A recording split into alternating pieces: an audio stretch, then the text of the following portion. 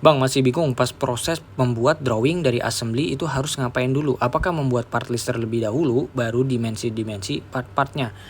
Jadi gini, yang biasa gue lakuin, gue kasih contoh misalkan ada 3 part yang dijadikan satu assembly.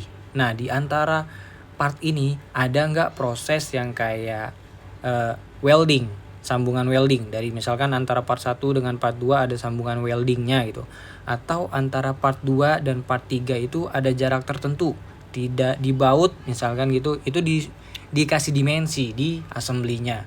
Pokoknya yang berhubungan dengan assembly pada aktualnya nanti itu dikasih dimensi, dikasih keterangan.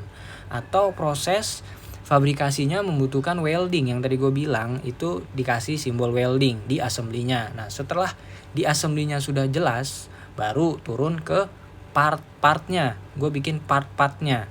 Jadi dijabarkan satu persatu, tiap part itu di detail ya, tiap part. Berarti kan tadi ada 3 part, jadi dibikin satu part detail drawingnya kayak gimana, part kedua detail drawingnya kayak gimana, part ketiga detail drawingnya gimana. Nah, setelah selesai part per part dikasih detail, itu baru kita bikin part list atau BOM list ya, yang ada di atas scope drawing tuh. Nah, di BOM list itu biasanya ada yang namanya kolom untuk raw material, karena raw material ini dibutuhkan kepada biasanya gue disetorin ke orang purchasing yang bakalan order material, atau langsung ke orang produksi yang bakalan motong-motong material yang dibutuhkan.